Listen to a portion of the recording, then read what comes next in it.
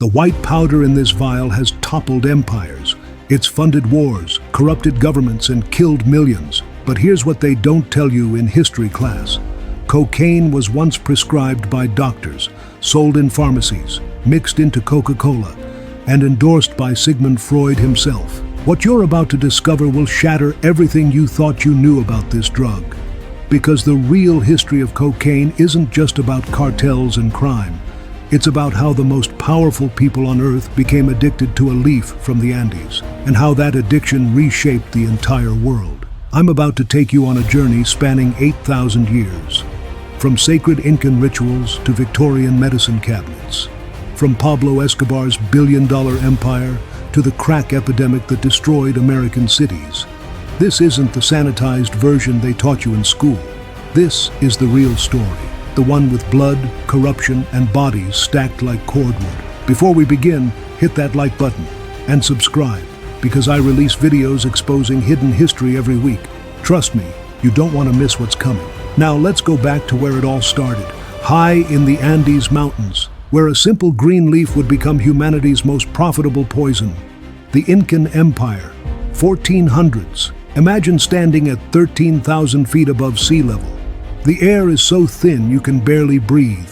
Your lungs burn with every step. Your head pounds from altitude sickness. Now imagine you're a slave, forced to mine silver for 16 hours a day. This was life in the Andes, a death sentence, unless you had the leaf. The Incas called it Mama Coca, Mother Coca, a gift from the sun god Inti himself. When you chewed these leaves, something miraculous happened.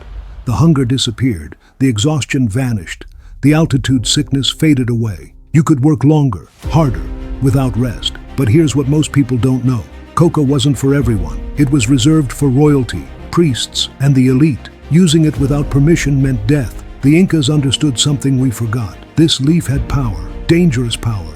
Then the Spanish arrived. 1532. Francisco Pizarro conquers the Incan Empire. The Spanish priests saw the natives chewing coca. They called it the devil's leaf, an abomination, a tool of Satan himself. The Catholic Church tried to ban it, but then they discovered something. The silver mines of Potosi, the richest silver deposit ever found. A mountain literally made of silver, but mining it was hell on earth. Slaves died by the thousands in those tunnels. The Spanish needed workers who could survive the impossible. So they made a deal with the devil. They gave the slaves coca leaves. Suddenly, men could work 20-hour shifts. They didn't need as much food. They didn't complain about the cold. They just worked until they died. The church that had condemned coca now owned coca plantations. The priests who called it satanic now sold it for profit. This is the first lesson of cocaine's history. Morality always loses to money. Always. For 300 years, coca stayed in South America. A local secret. A colonial tool of oppression. But in the 1800s, European scientists got curious, and that's when everything changed. 1855, a German chemist named Friedrich Geiche isolates something from coca leaves, a pure white crystal. He calls it erythroxylon, but it's Albert Niemann who perfects the process in 1860. He extracts a crystalline alkaloid, pure white and incredibly potent. He names it cocaine. At first, nobody cares. It's just another chemical in a laboratory. But then a Corsican entrepreneur named Angelo Mariani has an idea. What if you mixed coca extract with wine? 1863. Vin Mariani is born. It becomes an instant sensation. Pope Leo XIII endorses it. Queen Victoria drinks it. Thomas Edison credits it for his inventions. Ulysses S. Grant sips it while dying of throat cancer. The advertisements are everywhere. Vin Mariani, the wine for athletes, intellectuals, and statesmen. It's not just a drink. It's a miracle cure. For depression, for fatigue, for everything. Then America gets involved. 1886. Atlanta, Georgia. A pharmacist named John Pemberton creates his own version. He calls it Pemberton's French wine coca. But then Atlanta goes dry. Prohibition hits. So Pemberton reformulates. He removes the alcohol, adds sugar and carbonation, keeps the cocaine. He names it Coca-Cola. Yes, that Coca-Cola. Each glass contains approximately 9 milligrams of cocaine. It's marketed as a brain tonic, a cure for headaches and nervousness. People are literally getting high at soda fountains. and nobody sees a problem. But one man takes it further than anyone else. 1884, Vienna, Austria. A young neurologist named Sigmund Freud is desperate for recognition. He's broke, he's unknown, he needs a breakthrough. Then he reads about cocaine. He orders some from a pharmaceutical company, and he starts experimenting on himself. Freud becomes obsessed. He writes a paper called Über Coca. In it, he declares cocaine a miracle drug, a cure for depression, a treatment for morphine addiction, a stimulant with no negative effects. He's wrong about all of it, but he doesn't know that yet. Freud gives cocaine to his friends, to his fiancée Martha, to his patients. He even treats his colleague Ernst von Fleischl-Marxow. Fleischl is addicted to morphine. Freud thinks cocaine will cure him. Instead, Fleischl becomes addicted to cocaine too. He descends into paranoid psychosis. He hallucinates insects crawling under his skin. He dies a broken man. Freud quietly stops talking about cocaine, but the damage is done. The medical establishment has embraced it. Pharmaceutical companies are mass-producing it. You can buy cocaine at any pharmacy. No prescription needed. Cocaine cigarettes. Cocaine toothache drops for children. Cocaine-laced wine. It's everywhere. And then people start dying. 1890s. The reports start coming in. Patients who can't stop using cocaine. People experiencing violent paranoia. Hallucinations of insects under the skin. Heart attacks in young, healthy people. The miracle drug has a dark side. Doctors begin documenting cocaine psychosis. Users become convinced they're being followed. They see things that aren't there. They become violent, unpredictable. But here's where the story takes a sinister turn. In America, the backlash against cocaine becomes racialized. Newspapers start publishing horrifying stories. Negro cocaine fiends, the headlines scream. They claim black men on cocaine become superhuman, immune to bullets, sexually aggressive, dangerous. It's all lies. Racist propaganda designed to stoke fear, but it works. Southern police departments start carrying larger caliber weapons, specifically to deal with cocaine-crazed Negroes. The New York Times publishes articles claiming cocaine makes black men better marksmen. None of it is true, but truth doesn't matter. Fear does, and fear sells newspapers. 1914, the Harrison Narcotics Tax Act passes. It's framed as a tax law, but it's really prohibition. Cocaine is now illegal. Doctors who prescribe it face prison. The era of legal cocaine is over, but the demand isn't. And when you make something illegal that people desperately want, you create something far worse than addiction. You create a black market, and black markets need suppliers. This is where our story shifts from medicine cabinets to murder, from pharmacies to cartels, from a legal product to a global criminal empire worth hundreds of billions. In the second half, I'm going to show you how cocaine built and destroyed entire nations, how it funded the most violent criminal organizations in history, and how it's still killing thousands of people every single day. Make sure you're subscribed, because what comes next is even more disturbing. 1960s. The cocaine trade is small, disorganized. A few smugglers here and there. Nothing systematic. But then something changes. The hippie movement creates massive demand for drugs in America. Marijuana, LSD, and increasingly cocaine. The wealthy want it. Hollywood wants it. Wall Street wants it. And where there's demand, suppliers emerge. Chile becomes the first hub. Smugglers figure out the chemistry. Take coca leaves from Peru and Bolivia. Soak them in gasoline and chemicals. Create coca paste. Refine it into pure cocaine hydrochloride. Ship it north. But then, in 1973, Pinochet's military coup destroys the Chilean networks. The traffickers scatter. They need a new home. They find it in Colombia. Medellin, Colombia, late 1970s. A new generation of criminals is rising. They're not from the old aristocracy. They're from the slums, hungry, ruthless, willing to do anything for power, and leading them is a man whose name will become synonymous with cocaine itself, Pablo Escobar. Pablo Emilio Escobar Gaviria. He starts as a car thief and kidnapper, small-time criminal in Medellin, but he has vision. He sees what others don't. Cocaine isn't just a product, it's the future. Escobar doesn't just want to sell cocaine. He wants to industrialize it. He partners with the Ochoa brothers, with Carlos Leder, a German Colombian with a private island. Together, they form the Medellin cartel, and they revolutionize the drug trade. They buy coca paste in bulk from Peru and Bolivia. They build massive jungle laboratories, not shacks, factories. complete with airstrips, dormitories, and armed guards. They produce tons of cocaine, not kilos, tons. They use Carlos Leader's Island in the Bahamas as a refueling station. Planes fly from Colombia to Norman's Cay, then to Florida. It's a cocaine highway, and the money is unimaginable. At his peak, Escobar is worth $30 billion. He's one of the richest men on earth. He spends $2,500 a month just on rubber bands to wrap his cash. He has so much money he stores it in warehouses. Rats eat millions of dollars. He doesn't care. It's a rounding error. But Escobar wants more than money. He wants legitimacy. 1982, he gets elected to Congress. A drug lord in the Colombian government. He builds housing for the poor, soccer fields for children.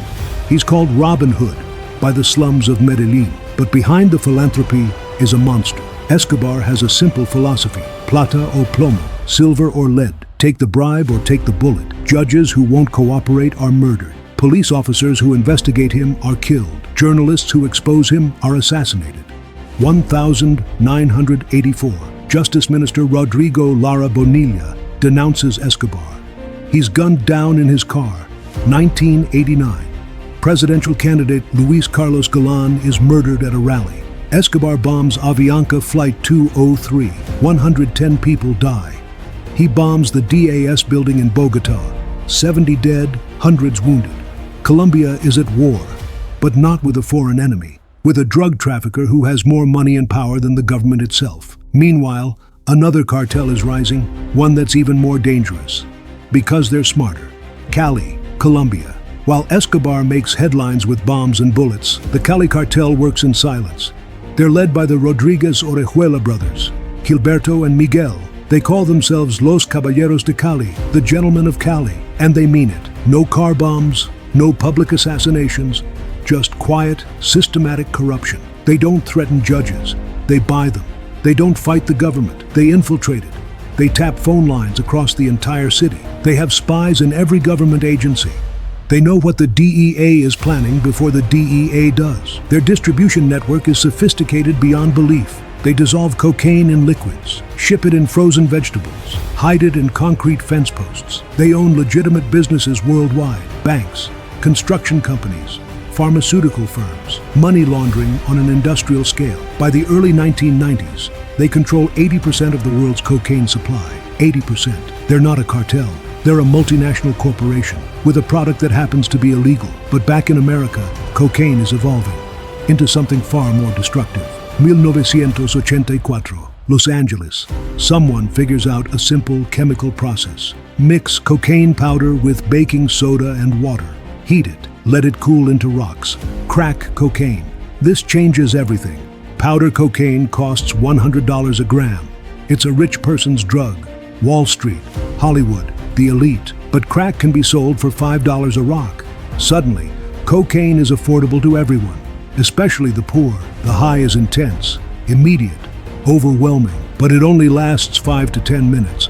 Then comes the crash, and the desperate need for more. Crack is more addictive than anything that came before. People get hooked after one use. They'll do anything for the next hit. Steal from family, sell their bodies, abandon their children. Mid-1980s, American inner cities explode. Crack houses on every corner. Gang wars over territory. Drive-by shootings become routine. Children caught in crossfire. The murder rate skyrockets. Cities like Detroit, Los Angeles, Washington, D.C. become war zones. And the government's response? 1986. The Anti-Drug Abuse Act. It creates a 100-to-1 sentencing disparity. 5 grams of crack gets you 5 years in prison, but you need 500 grams of powder cocaine for the same sentence. Who uses crack? Mostly poor black communities. Who uses powder? Mostly wealthy white people. The result is predictable. Mass incarceration of black men. Families destroyed. Communities devastated. Not by the drug alone, but by the laws designed to punish it. The prison population explodes. From 500,000 in 1980 to over 2 million by 2000. The war on drugs becomes a war on the poor, a war on black America, and it's still being fought today. But while America tears itself apart, the cartels are evolving again. 1993, Pablo Escobar is killed on a rooftop in Medellin. 1995, the Cali cartel leaders are arrested. The Colombian cartels are finished. The DEA celebrates. Politicians declare victory. But they've made a catastrophic mistake. The Colombians didn't control the entire supply chain. They needed help getting cocaine across the US-Mexico border. They used Mexican smugglers as subcontractors, paid them a fee per kilo. But as the Colombians fell, the Mexicans renegotiated. They didn't want cash anymore. They wanted payment in product, 50% of every shipment. Suddenly, the Mexicans weren't just transporters. They were wholesalers, with direct access to the American market. The Sinaloa cartel, the Juarez cartel, the Tijuana cartel. They're more violent than the Colombians ever were.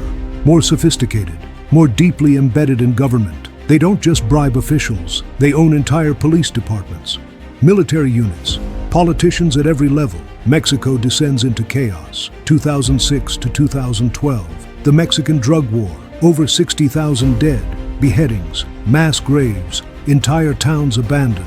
The cartels don't just kill rivals, they kill journalists who report on them, mayors who oppose them, civilians who witness their crimes. They hang bodies from bridges, dissolve victims in acid, display corpses with messages carved into flesh. It's terrorism, pure and simple. And it's all funded by American cocaine users. Every line snorted at a party, every bump in a nightclub bathroom, every gram bought from a dealer. It all traces back to this violence, to these bodies, to this blood. Today, right now, cocaine is more available than ever, purer than ever, cheaper than ever. Global production is at record highs, but there's a new nightmare: fentanyl. Cartels are cutting cocaine with fentanyl, sometimes accidentally, sometimes deliberately. Fentanyl is 50 times stronger than heroin. A dose the size of 2 grains of salt can kill you. People think they're buying cocaine. They're buying a death sentence. Overdose deaths in America exceed 100,000 a year. Many involve cocaine laced with fentanyl. The party drug has become Russian roulette, and the cartels don't care. Why would they? They've never cared about the human cost. From the Spanish forcing slaves to chew coca in silver mines, to pharmaceutical companies selling cocaine to children, to Escobar bombing planes, to the crack epidemic destroying communities, to Mexican cartels beheading rivals. The story of cocaine is the story of human greed, of exploitation, of how a plant from the Andes became the most profitable product in human history and the most destructive. 8,000 years of history, from sacred Incan leaf to global poison, from medicine to murder, from Coca-Cola to crack houses, from Pablo Escobar's billions to mass graves in Mexico. This is the complete history of cocaine, the powder that corrupted dynasties, that toppled governments, that killed millions, and it's still killing every single day. The next time someone offers you a line at a party, remember this: you're not just buying a drug, you're buying into a system built on slavery, corruption, and death, a system that's been destroying lives for centuries and shows no sign of stopping. If this video opened your eyes to the real history they don't teach in school, hit that like button, subscribe for more hidden truths about history's darkest chapters, and share this with someone who needs to see it, because the only way to break the cycle is to understand how we got here. I'll see you in the next investigation.